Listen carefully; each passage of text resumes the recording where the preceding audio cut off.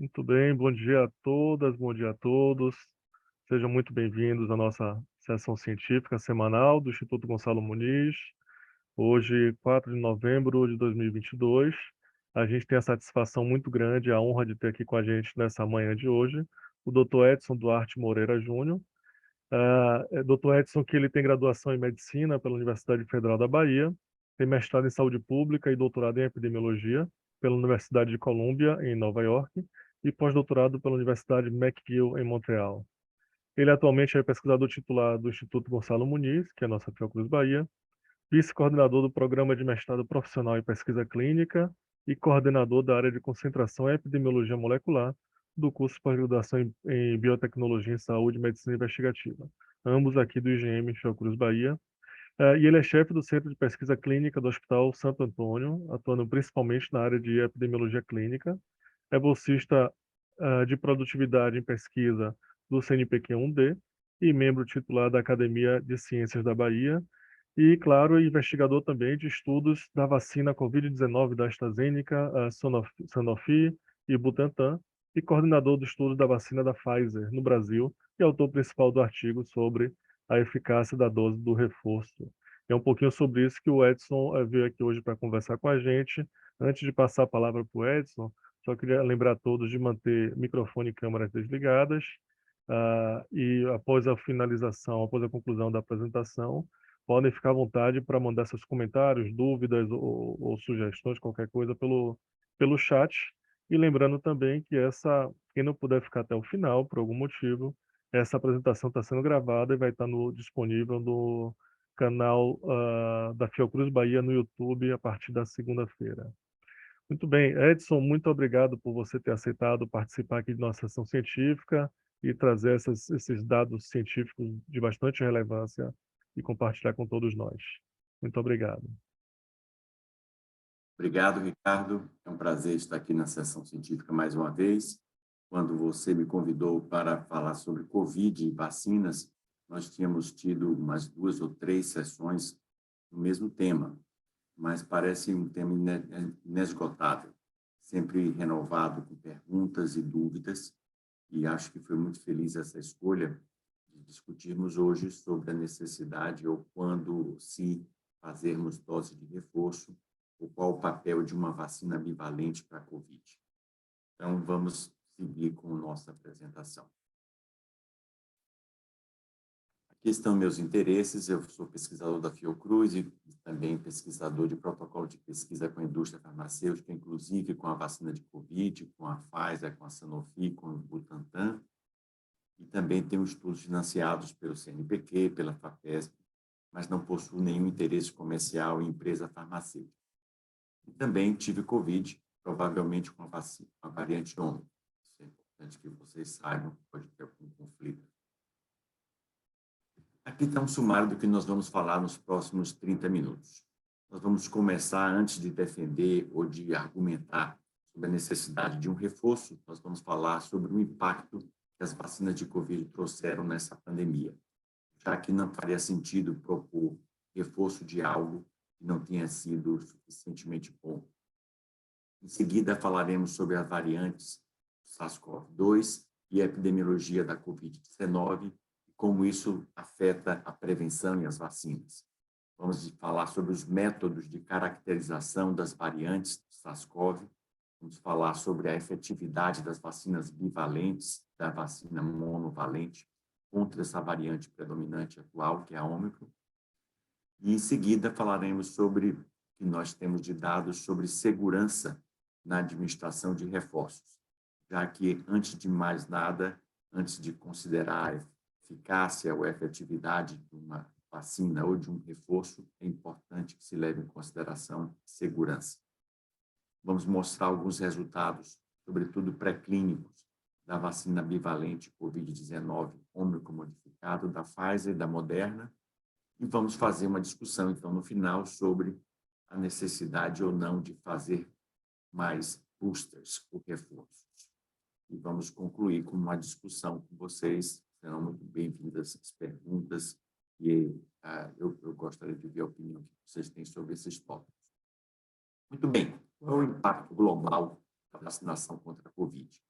Esses são dados extraídos de uma publicação do Lancet Infectious Diseases desse ano, muito interessantes, que faz um compilado de dados oficiais de mortes por Covid em 185 países.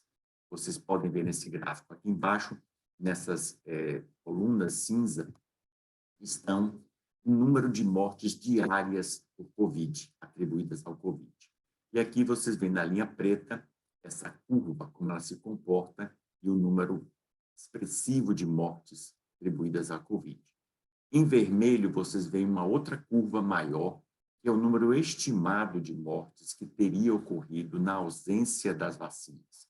E essa diferença entre a curva vermelha e a curva em preto é justamente o número de excesso de mortes, é o número de mortes que foram prevenidas graças às vacinas. Em azul, aqui, vocês veem as mortes evitadas diretamente pela vacinação, e aqui em verde claro, as mortes prevenidas pela vacinação indiretamente, já que nós sabemos que as vacinas previnem mortes diretamente e também indiretamente. Portanto, só no primeiro ano do seu uso, estima-se que as vacinas preveniram de 13 a 16 milhões de mortes no mundo inteiro. Isso é aproximadamente 63% do total de mortes que teriam ocorrido. Ou seja, uma redução de 2/3. Para cada 3 mortes que poderiam ter ocorrido, 2 foram evitadas. E isso aqui a gente vai ver que se deve, sobretudo, não só à eficácia das vacinas, mas também à cobertura e à disponibilidade da vacinação no mundo inteiro. Aqui, por exemplo, se vê em áreas mais escuras os países que tiveram maior número de mortes prevenidas e foram aqueles que tiveram maior cobertura vacinal. E, mais claro, as áreas que tiveram menos mortes prevenidas, que usaram menos vacina. E o Brasil está, felizmente, nessa área mais vermelha escura, mas vocês veem aqui que a África e alguns países da Ásia estão em cores mais claras, mostrando que poucas mortes foram prevenidas por vacinação nesses países. Aqui um gráfico interessante que mostra que quanto mais vacinados 10 mil habitantes, mais mortes prevenidas por 10 mil habitantes. Então, uma coisa está diretamente ligada à outra. Essas mortes foram prevenidas justamente nos locais onde houve mais vacinação. E aqui um dado que mostra a desigualdade no acesso a vacinas, em que o número de mortes prevenidas aqui representados nesse gráfico é composto mais da metade por países de alta renda e a outra metade por países de renda média, e países de baixa renda em amarelo praticamente não está visível nesse gráfico aqui, mostrando, portanto, a desigualdade de acesso e que esse benefício provocado pela vacinação e o impacto na redução ficou restrito aos países que tiveram acesso, e são justamente os países de maior renda. E qual é o efeito que variantes, sobretudo as variantes de preocupação do SARS-CoV-2, pode ter essa prevenção de doença e nesse impacto que foi alcançado pelas vacinações? É importante lembrar que as variantes trazem sempre mais transmissibilidade e quase sempre mecanismo de evasão da resposta imune. Então, é fonte de preocupação, papel e o efeito que essas variantes podem ter na eficácia das vacinas e na prevenção da doença. Vamos ver o que a gente sabe aqui sobre as variantes do SARS-CoV e a epidemiologia da COVID. Eu vou me deter na variante Ômicron, que é a predominante e a mais recente. Ela tem 5 sublinhagens principais, vai da BA1 a BA5. Ela se caracteriza, como nós dissemos, por uma maior transmissibilidade e por uma evasão da resposta imune, entretanto, com menor gravidade de doença. Isso é importante porque, apesar de ter menos gravidade de doença, como nós vamos ver adiante, a maior transmissibilidade acaba acarretando muitos óbitos. Essas variantes têm mais de 30, essa variante tem mais de 30 mutações no gene spike, que é justamente essa estrutura que o vírus utiliza para infectar a célula, e metade dessas mutações estão no domínio de ligação do receptor, aqui mostrado em amarelo. Essas mutações acabam levando a uma menor efetividade das vacinas e uma redução de neutralização menor por soro, seja de vacinados, seja de indivíduos convalescentes.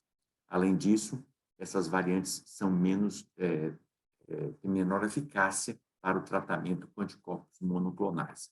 Tudo por conta dessas modificações na proteína do spike.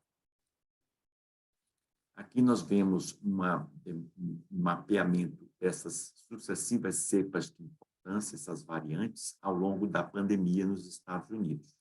Nós temos aqui o início da pandemia, esse primeiro aumento aqui é da cepa selvagem, a cepa ancestral, depois vem a cepa alfa, que não causou um aumento muito grande, a cepa delta causa um outro pico, e, por fim, mais recentemente, a cepa ômicron, com a sua maior transmissibilidade, faz um grande estrago aqui, com um número de casos diários bem maior do que as variantes anteriores. Depois isso se esgota aqui e tem um número variável nos últimos meses. É importante notar que as variantes têm diferentes taxas de transmissibilidade, como nós vimos, mas também elas afetam a hospitalização de maneira diferente, sobretudo nos indivíduos com mais idade. Então, aqui eu vou mostrar para vocês uma comparação de indivíduos com mais de 50 anos comparado a indivíduos de 18 a 49. Então, aqui, para as três variantes, Delta, Ômicron, BA1 e BA2, nós vemos que os indivíduos mais velhos, na faixa de 50 a 64, têm cerca de 2 vezes mais risco de hospitalização com essas variantes. No entanto, os indivíduos com 65 a 74 têm 3 vezes mais chance com a Delta e 4 vezes e meia com a Ômicron BA2. Indivíduos de 75 a 84, o risco de hospitalização já sobe para quase 5 com a Delta, para 7 com a Ômicron BA1 e para 10,5 com a Ômicron BA2. E, por fim, aqueles indivíduos de 85 anos ou mais têm 6 vezes mais risco de hospitalização com a Delta, 10 vezes mais com a Ômicron e 21 vezes mais com a BA2. Então, vocês veem que a taxa de hospitalização, sobretudo com os mais idosos, aumenta com as novas variantes. Então, dizer, às vezes, que as variantes novas têm maior transmissibilidade, mas são menos virulentas, não é verdade para todas as faixas etárias. Aqui vocês veem a taxa de hospitalização por idade e vocês veem que não é como era de se esperar, que os indivíduos mais idosos, aqui com 65 anos ou mais, com a linha em vermelho, eles sempre têm as taxas mais elevadas de hospitalização desde o começo aqui da pandemia, com o pico aqui dos casos com a cepa ancestral. Nós vemos que, sem dúvida, a taxa de hospitalização era muito maior nos indivíduos com 65 anos ou mais, seguido de 50 e assim por diante. A Delta foi a mesma coisa, mas note que com a Ômicron há uma desproporção ainda maior. Praticamente naquele pico de Ômicron, o grupo que foi responsável pela maior taxa de hospitalização em níveis muito maiores foram as pessoas com 65 anos ou mais. E mesmo depois que o número de casos cai, vocês veem aqui que nas últimas semanas epidemiológicas, embora a taxa de hospitalização tenha se reduzido para as outras faixas etárias, ela continua alta, muito mais alta para os indivíduos mais idosos. Então, isso é uma repercussão direta do que nós mostramos nos slides anteriores, desse maior risco de casos graves de hospitalização nos mais velhos, sobretudo com as variantes mais recentes.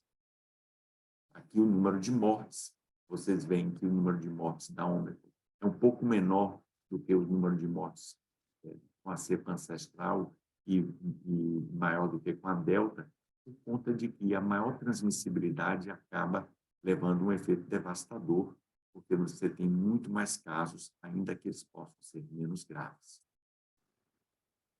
Muito bem, é importante caracterizar essas variantes para tentar entender, do ponto de vista antigênico, o que essas mudanças proporcionam como oportunidade de tanto maior transmissibilidade, como também de evasão da resposta imune.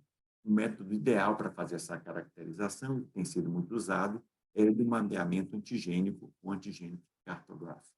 Esse é um método que representa visualmente o quão relacionados são os vírus antigenicamente. Então, vocês veem aqui numa representação bidimensional E a cepa ancestral e a delta já tinham alguma diferença, mas a variante ômicron mais recente, ela é muito mais distante do ponto de vista antigênico e se agrupa de um modo muito diferente do que as cepas anteriores. E essas mudanças, resultado dessa acumulação de mutações, é que trouxeram essas vantagens, sobretudo o fato de que essas duas linhagens BA4 e BA5, elas têm um cumulativo de mutações que estavam presentes em algumas das variantes anteriores, mas elas têm também essas duas mutações aqui, a F486V e a L452R, que são particularmente importantes para evadir-se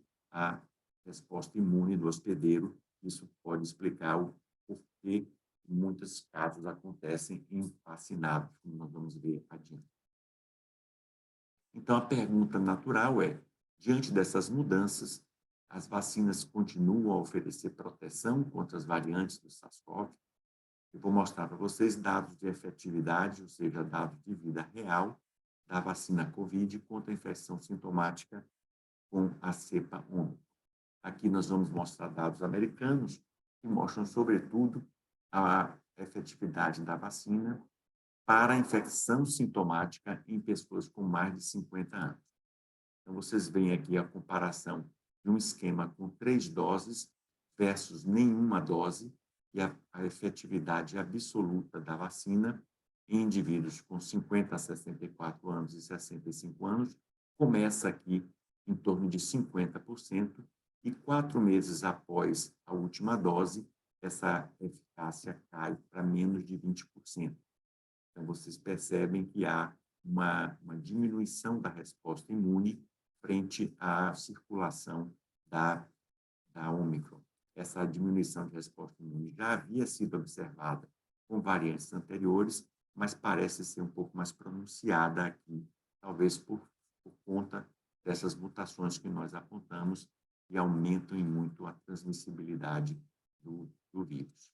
Quando nós fazemos uma comparação de 4 doses, ou seja, segunda dose de reforço, com um esquema com 3 doses, ou seja, 2 doses com um reforço apenas, nós vemos que, ao administrar segunda dose de reforço, a eficácia, a efetividade da vacina volta aqui para em torno de 55% para a proteção de doença sintomática, e após 4 meses, ela também cai pouco acima de 20%. Então, há uma queda, mas um pouco menos pronunciada, e a administração de um segundo reforço parece de pronto restituir a eficácia da vacina para os níveis próximos ao que era com a terceira dose. Vamos ver agora a efetividade da vacina contra atendimento em emergência. O primeiro desfecho que nós olhamos foi infecção, que é um desfecho mais difícil, que é proteger contra qualquer doença sintomática. Aqui é para atendimento em emergência, que já é um desfecho mais importante do ponto de vista de saúde pública. Então, acompanhe comigo aqui, são bastante números nessa tabela, nós vamos mostrar 2 doses, 3 doses e 4 doses. Então, no período inicial da circulação da Ômicron, o uso de 2 doses após a segunda dose, de 14 dias até 5 meses, 149 dias, a eficácia contra atendimentos na emergência era de 51%. Depois de 5 meses, a eficácia de 2 doses apenas caía para 12%. Com 3 doses, nós temos aqui uma eficácia de 1 semana a 120 dias, ou seja, 4 meses, de 56%, semelhante, portanto, à proteção oferecida por 2 doses, e após 4 meses, a proteção também cai a 26, cerca da metade, mais o dobro do que 2 doses ofereciam. Uma quarta dose ou um segundo reforço, aqui com um tempo de observação menor, de 7 dias a 59, ou seja, a quarta dose ou o segundo reforço, até 2 meses, oferece uma eficácia de 66% contra atendimento em emergência. Isso no que se refere ao início da circulação das variantes BA2 e BA2.12 da Ômicron. O que aconteceu com a circulação da BA4 e a BA5? 2 doses têm uma proteção de 44% até 5 meses. Após 5 meses, isso cai para 26%. A administração de uma dose de reforço traz de volta essa eficácia até 120 dias para 59%, e após 120 dias, a eficácia desce para 33%. A administração de uma segunda dose de reforço ou a quarta dose recupera de novo essa proteção a níveis maiores, 62% até 59 dias, e após de 60 dias até 4 meses, essa proteção contra atendimento no serviço de emergência está em torno de 50%. Então, fica claro aqui para vocês, aqui para qualquer pessoa que examine esses gráficos, que existe, de fato, uma diminuição da resposta imune com o tempo, e que a administração de um primeiro reforço ou de um segundo reforço restaura essa resposta imune a níveis iguais ou maiores do que estava antes, e essa queda é um pouco menor em seguida. Em relação à hospitalização, então, eu estou seguindo aqui desfechos cada vez mais importantes. Infecção sintomática, atendimento em emergência, agora hospitalização. O que é que acontece? De maneira mais rápida, o mesmo padrão. 2 doses após até o 5º mês dá uma proteção de 24%, que é bem menor do que fazia antes com a cepa ancestral. 3 doses oferece até 120 dias uma proteção contra a hospitalização de 70%, mas após 4 meses, essa proteção de hospitalização cai para 50%, e a aplicação de uma quarta dose ou um segundo reforço até 60 dias após esse segundo reforço restaura a proteção contra a hospitalização para 80%. Na circulação mais recente da variante BA4 e BA5, nós temos, da mesma maneira, uma eficácia muito baixa, até 5 meses, com 2 doses apenas, que é 25%. Essa eficácia com uma dose de reforço vai para 50% ou 49%. Após 4 meses, ela cai para 34%, com um reforço só.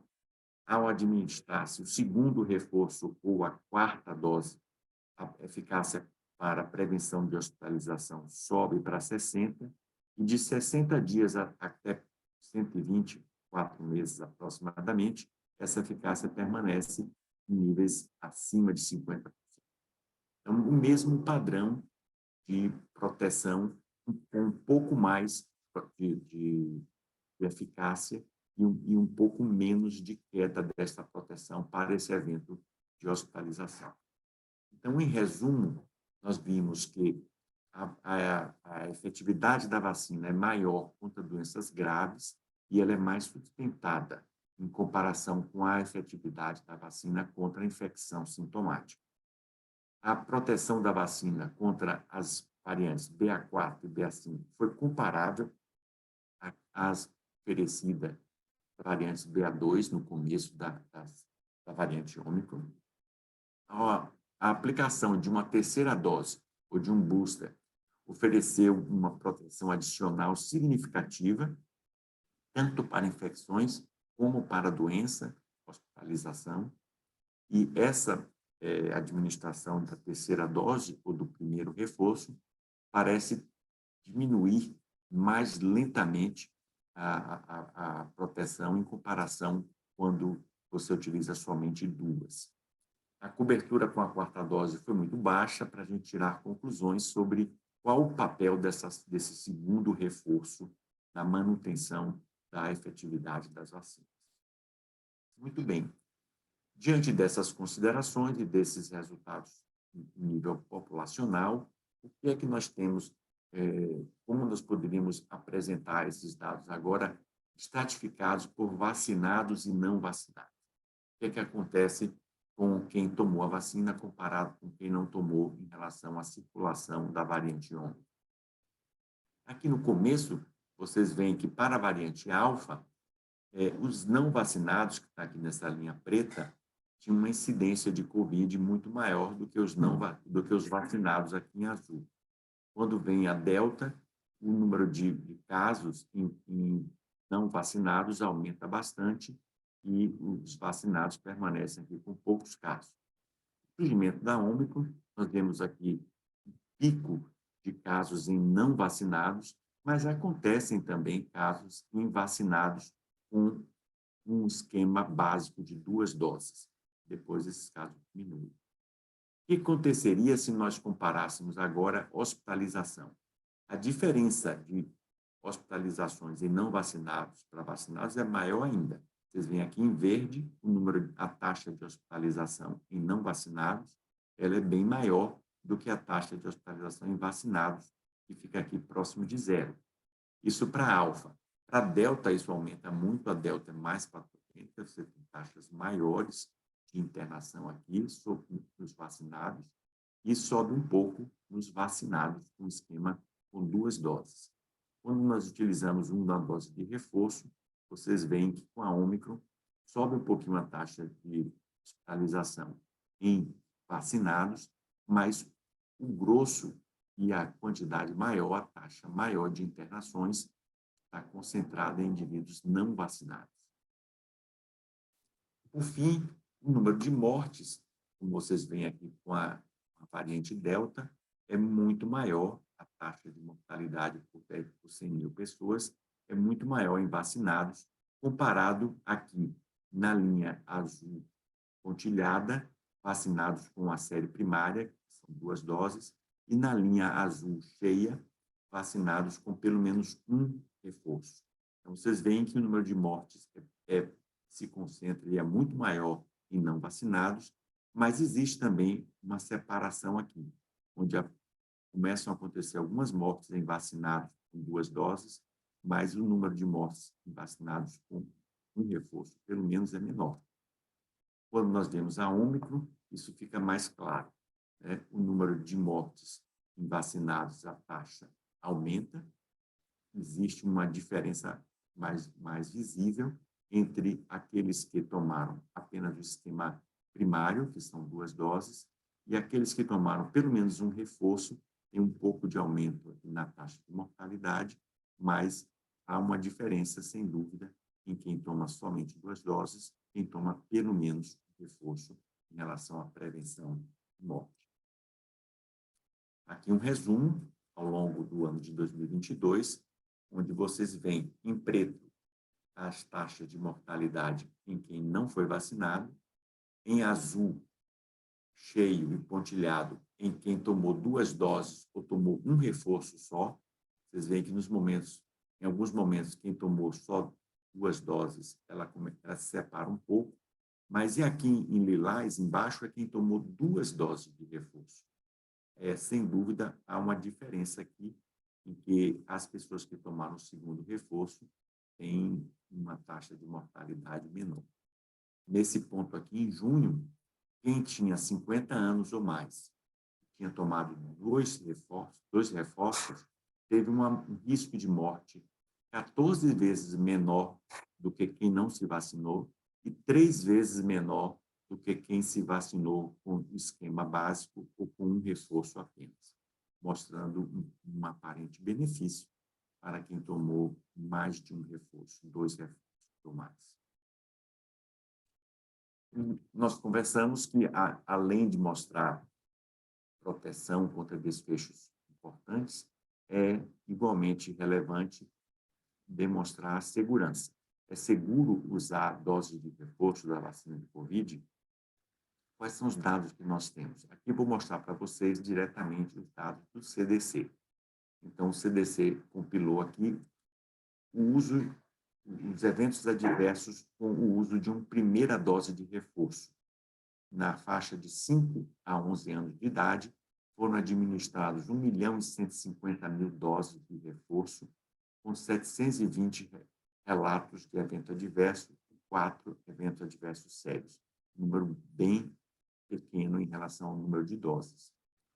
Se nós considerarmos a primeira dose de reforço Em pessoas com 12 anos ou mais, nós temos um número bem maior, mais de 102 milhões de doses foram administradas, com 64 mil relatos de eventos e 7 mil eventos sérios. A maioria desses eventos sérios estão relacionados ao local de injeção. E a segunda administração de um booster, aqui a população é mais restrita, é a população com 50 anos ou mais. Nós temos 20 milhões de doses administradas nesse grupo, com 12 mil relatos e 724 relatos sérios, mostrando, portanto, uma quantidade de eventos adversos relativamente pequena para o número de doses administradas. Aqui uma comparação interessante em pessoas de 5 a 11 anos. Então, em crianças de 5 a 11 anos, vocês veem em amarelo é a dose primeira, em azul a segunda dose e em verde o primeiro booster. Vocês veem que o primeiro booster tem uma reatogenicidade parecida com a da segunda dose. A gente sabe que a segunda dose em crianças e adolescentes, ela tem um pouco mais de reatogenicidade do que a primeira dose, seja no local da injeção, seja por evento sistêmico. Mas o booster, o primeiro booster, se parece muito com a segunda dose, não é que isso continue a subir. Quando nós vemos aqui com 12 a 17 anos, o mesmo padrão.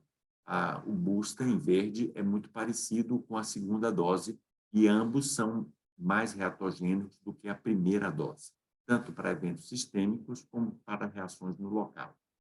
Mas nos indivíduos mais velhos ou acima de 18 anos, isso não a reatogenicidade do booster é menor. Então, observem que a segunda dose é um pouco mais reatogênica no local da injeção e para eventos sistêmicos. Mas o booster já é semelhante mais à primeira dose ou mesmo inferior à primeira dose. Tanto para a vacina da Moderna quanto para a vacina da Pfizer, temos o mesmo padrão aqui. Não há um crescendo, há um aumento para a segunda dose, mas o booster, aqui nesse caso, para pessoas com 18 anos ou mais, tem uma reatogenicidade menor. Aqui um evento que chama muito atenção e que o público geral, o leigo, e também a comunidade médica se debruçou, que é a miocardite. O que é que nós temos a dizer em relação à miocardite? A miocardite é um evento raro e que acomete mais indivíduos do sexo masculino e jovens. Então, nós estamos vendo aqui que na segunda dose das vacinas de mRNA, tanto da Pfizer quanto da Moderna, as taxas por milhão, note que esse número aqui parece grande, mas essa taxa por milhão, nós temos que os casos se concentram em adultos jovens do sexo masculino, que tem uma frequência maior do que mulheres. Mas no primeiro booster, ou seja, na terceira dose, essas taxas em relação ao mesmo grupo são de 1/3 ou menos. Então, a gente sabe que o miocardite aumenta com a segunda dose, embora seja uma taxa muito baixa, e reduz-se com o primeiro booster.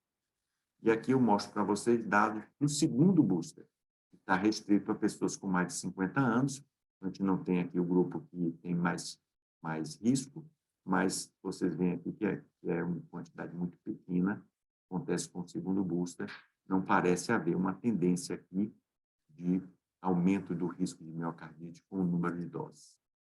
Aqui um resumo que o CDC provê, que após 90 dias de diagnóstico de miocardite, os casos reportados não tinham tido impacto na qualidade de vida ou nenhum tipo de sequela, e que a maioria dos pacientes que foram acompanhados tinham se recuperado integralmente e havia, portanto, uma boa evolução para esses casos de miocardite, diferente dos casos de miocardite secundário à infecção pelo SARS-CoV-2, que são mais frequentes e que têm mais complicações.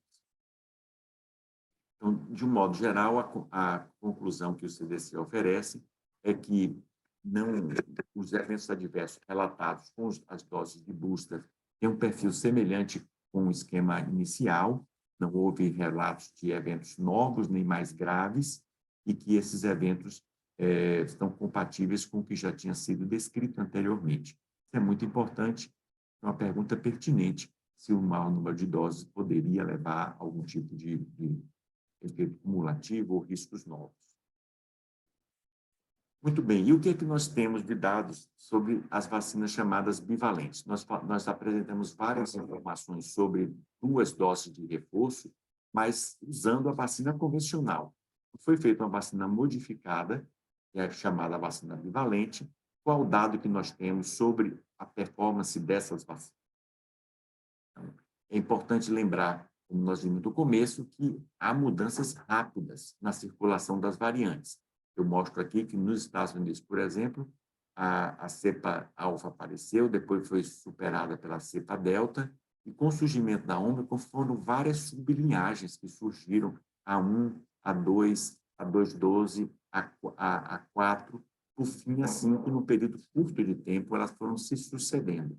Então, essa mudança muito rápida da circulação de variantes nos faz realmente indagar qual o papel ou a possibilidade de nós atualizarmos também a vacina.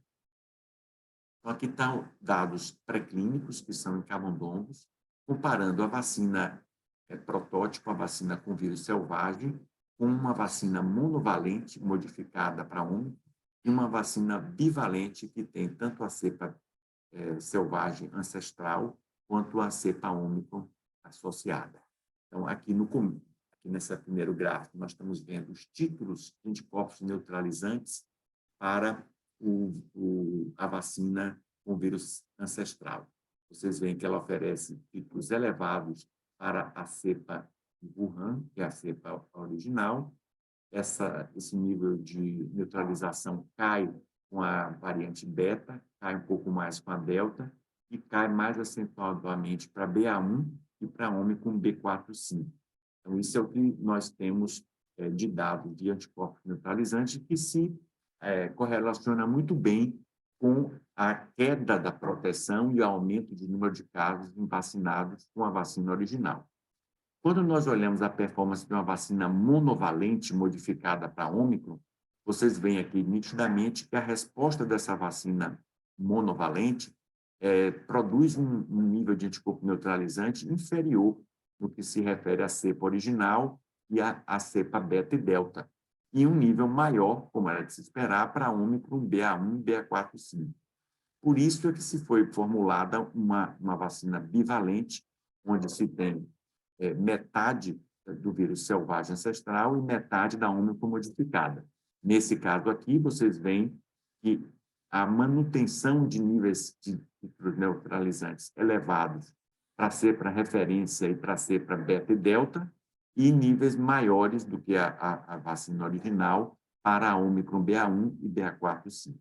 Então, essa era o racional, e esses dados pré-clínicos sustentam a hipótese de que essa proteção poderá ser mantida para as cepas originais e melhorada para as variantes novas.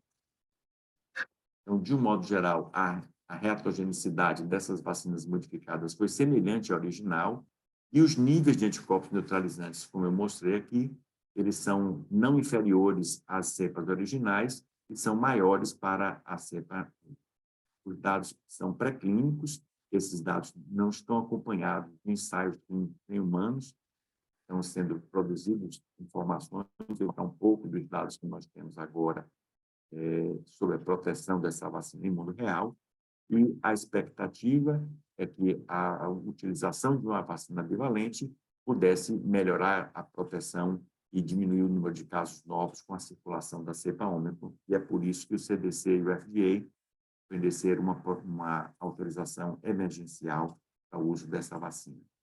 No entanto, apesar disso, a população americana, por exemplo, não está ainda, mais da metade não sabe que existe a vacina ou não pretende tomá-la.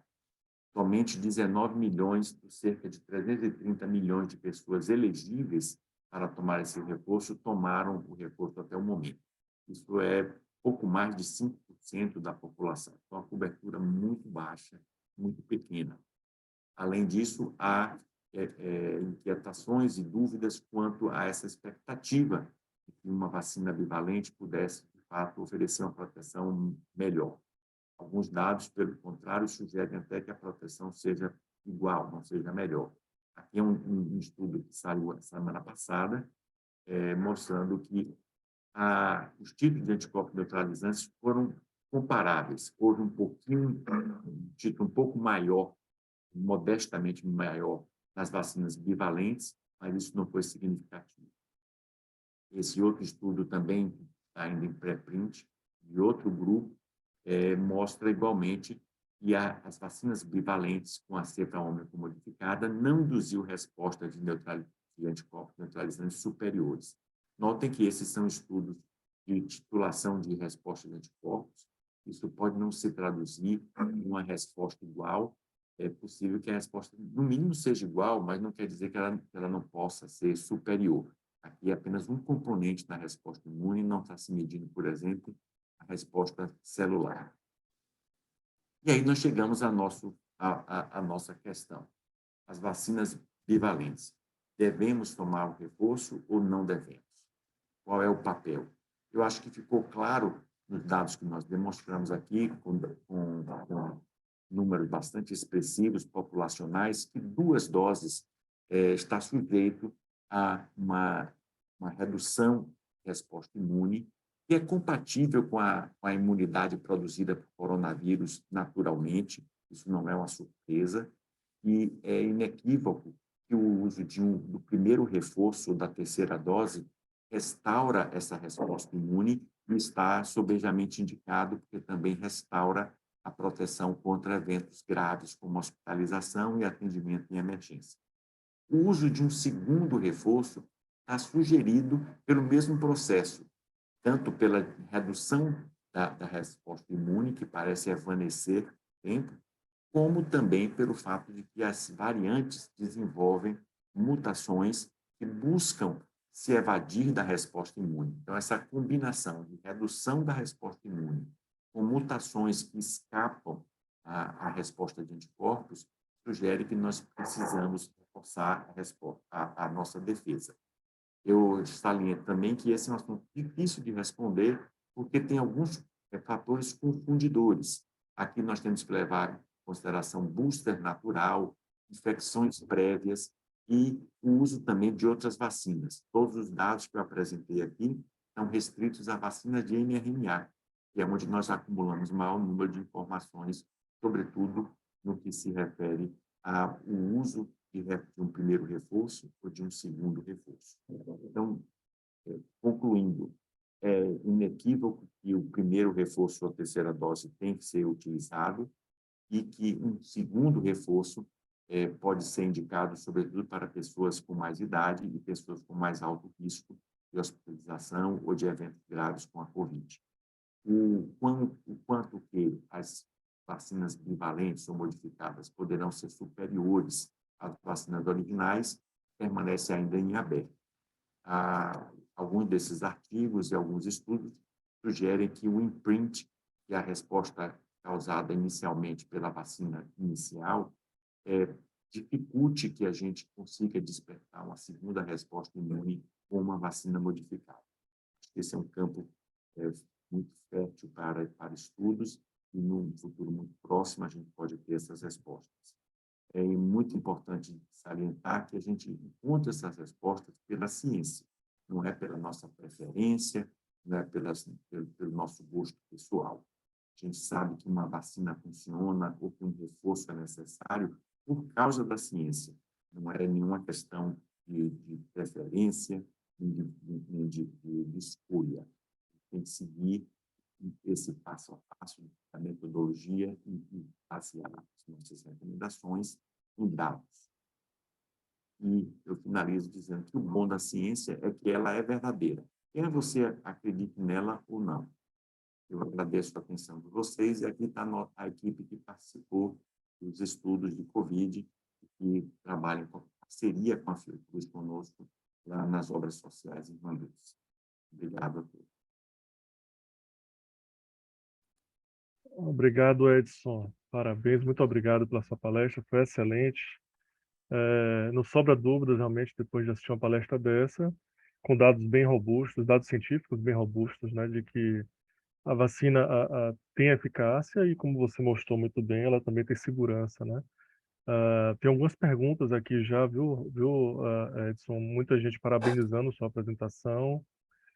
O Barral levantou a mão, a gente vai abrir aqui o microfone para ele. Enquanto a gente abre o microfone, a Teolis parabenizou sua palestra e ela tinha feito uma pergunta justamente sobre essa modificação das vacinas, que você acabou respondendo logo depois que ela fez a pergunta, né?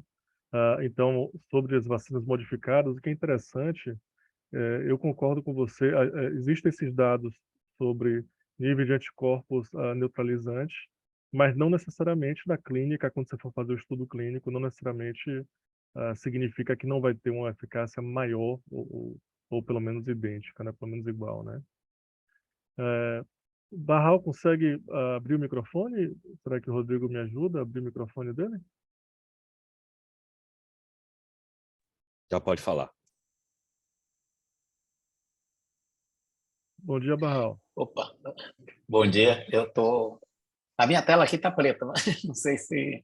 Mas, então, primeiro, assim, parabenizar a Edson, acho que foi uma excelente apresentação.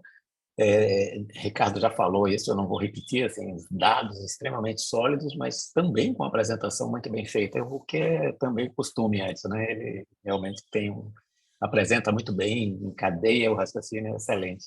Então, o que eu tenho, assim, é um comentário e uma pergunta para Edson. Um comentário é o seguinte, quer dizer, o que a gente tem visto dessa perda da proteção vacinal para a infecção, mas manutenção da proteção para formas graves, é compatível com o tipo de resposta imune que o anticorpo não está realmente neutralizando, ele depende de uma estrutura conformacional das proteínas que tem mudado muito de variante para variante, e, por outro lado, a forma grave a proteção contra a forma grave parece se dever muito mais a uma imunidade celular mesmo, quer dizer, é algo que não depende da estrutura espacial da proteína, depende muito mais de sequências, né, nos epitopes.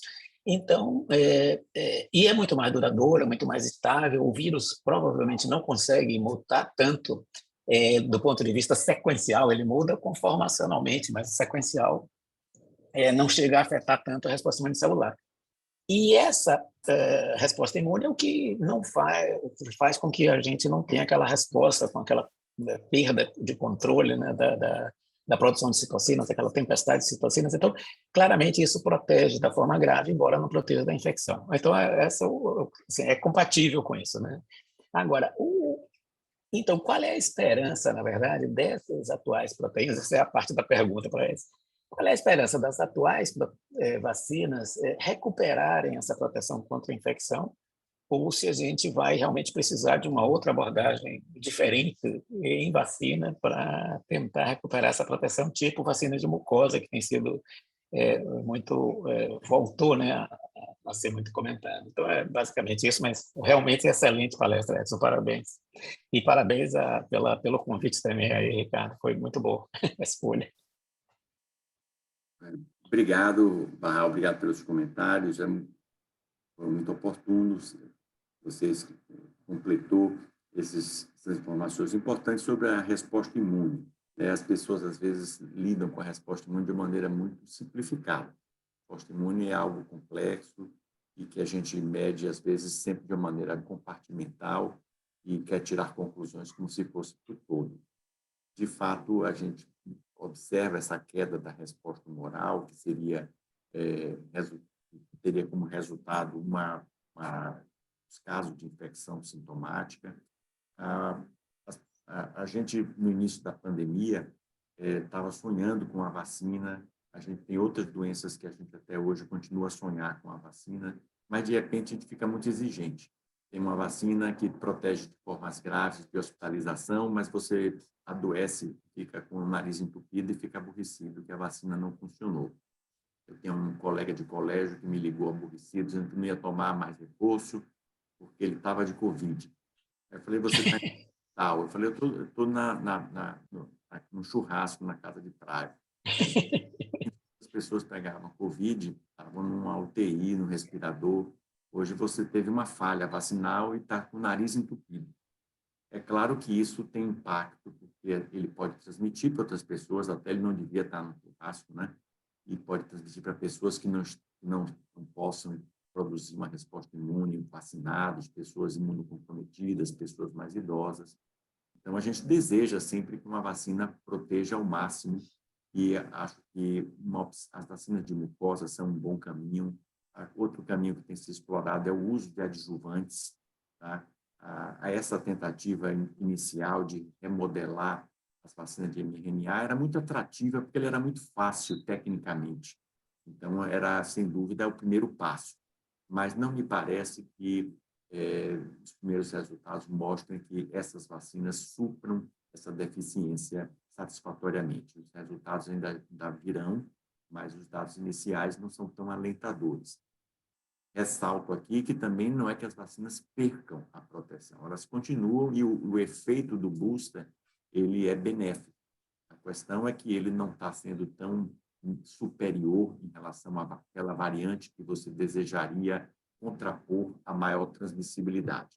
Então, respondendo a sua pergunta, acho que teremos que explorar outras estratégias, né? Seja através de imunidade mucosa, que poderia oferecer uma barreira mais da entrada da infecção, seja com o uso de adjuvantes ou mesmo com vacinas subunitárias que possam, nesse particular, oferecer mais proteção. Mas eu acho que, sobretudo, nós devemos nos preocupar em manter essa proteção de doenças graves, que pode estar por conta da resposta imunicelular, que é, sem dúvida, o desfecho mais sério. Hospitalizações, mortes, é o que mais desejamos prevenir.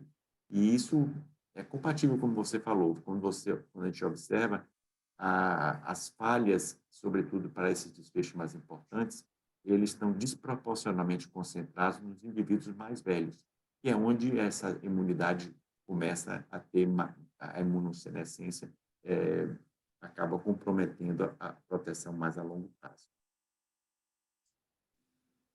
Obrigado, Obrigado, Edson. Barral. Obrigado, Edson. Edson, voltando aqui a questão da vacina bivalente.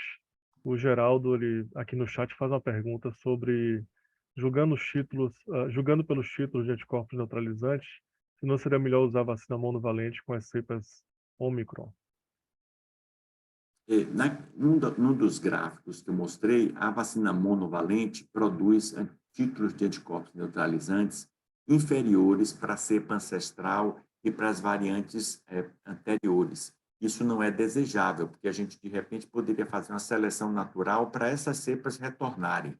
Então, a gente quer proteger para as variantes novas, mantendo a proteção para as variantes pregressas. Ou seja, sem ter perdas, ter só avanço. E a bivalente, a proteção para a cepa Ômicron, o título era muito parecido com a monovalente. Por isso que essa formulação foi escolhida. Tá ótimo. Várias pessoas parabenizando o Márcio, a doutora Marilda, parabéns, Edson, excelente. A Cláudia dizendo que deve ser amplamente divulgada, com certeza. Temos uma pergunta aqui da Amanda Campelo. Primeiro, ela parabeniza pela palestra. E ela queria saber se você tem algum dado sobre a vacinação em crianças de 3 a 5 anos e qual é a sua opinião em relação à vacinação nessa faixa.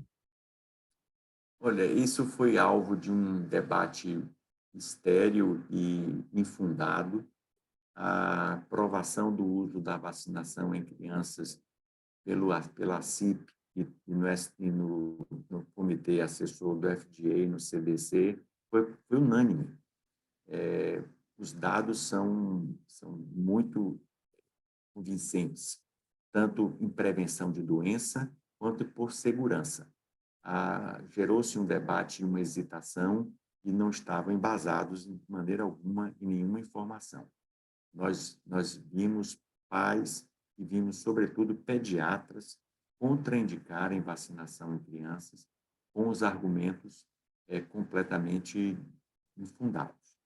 De maneira resumida, eu diria que a doença ela é proporcionalmente menos grave em crianças, mas é grave, tanto que o número de óbitos por Covid em crianças supera o número de óbitos por outras doenças imunopreveníveis. Equivale a dizer que, se a gente não quer vacinar para a Covid as crianças, a gente também não devia vacinar para as outras. Não tem sentido algum. Uma morte, seja ela em grande número ou em menor número, são sempre perdas. que a gente não deve aceitar como inevitáveis, e, nesse caso, sobretudo, são preveníveis, sim. Os dados de segurança são robustos, são muito fortes, inclusive os dados que causam muito alarde, que são de miocardite. Eu apresentei alguma coisa aqui, mas eu tenho mais dados, se vocês desejarem. Eles não existe relatos de aumento de risco de miocardite em crianças. O risco está aumentado em homens, adultos jovens, e quando a gente fala aumentado, é o risco da casa de uma dezena por milhão. É risco muito baixo. Só para vocês terem uma ideia, alguns estudos mostram agora que vacina trivalente viral e outras vacinas que a gente usa há mais de 50 anos têm um risco equivalente ou maior de miocardite, e a gente nunca viu. Tão baixo, e a gente não estudava com tanto cuidado, que não era detectado. E, por fim, o próprio resumo dos dados do CDC de segurança contra a miocardite mostram que é uma afecção com resolução, sem sequelas, de forma muito leve, ao contrário da COVID, da miocardite ou pericardite que acontece com a COVID, que é de 5 a 10 vezes mais frequente na COVID e que geralmente tem um curso muito mais grave. Então, eu me estendi um pouco, mas eu acho que vale a pena, porque existe, de fato, até da classe médica, dos pediatras que são mais informados, uma certa confusão em relação à indicação e à recomendação da vacina. A vacina está recomendada e é segura para crianças a partir de 6 meses.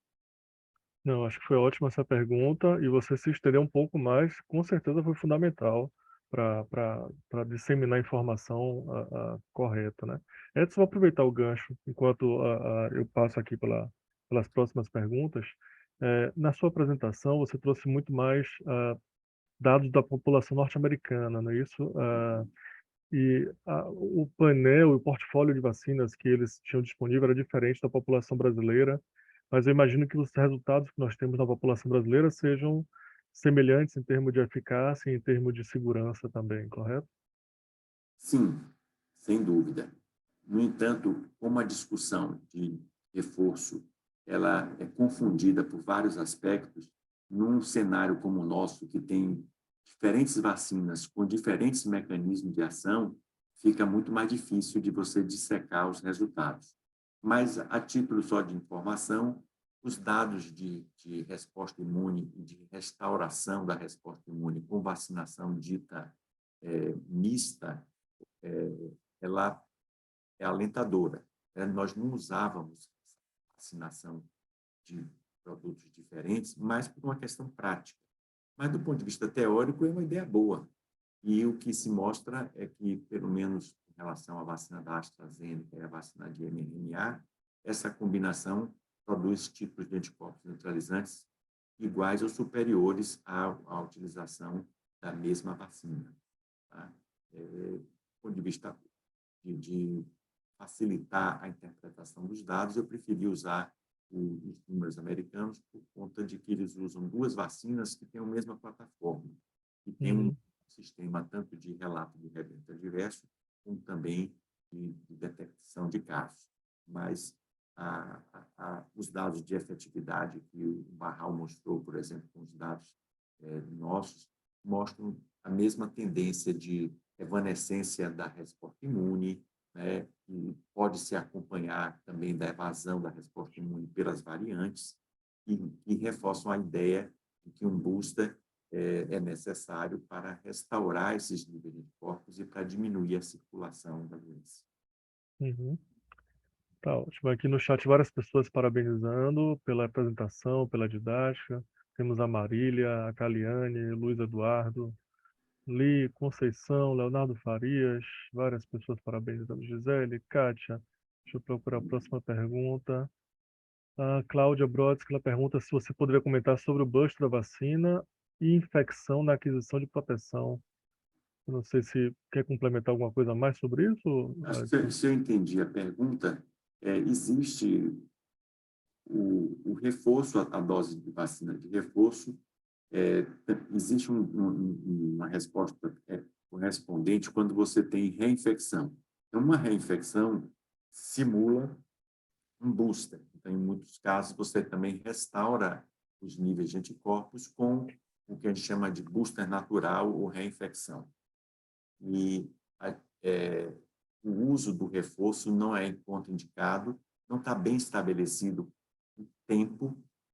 O bom senso diz que nós devemos esperar até para que essa vacina não seja rapidamente neutralizada pelos altos títulos de anticorpos que a doença natural provocou.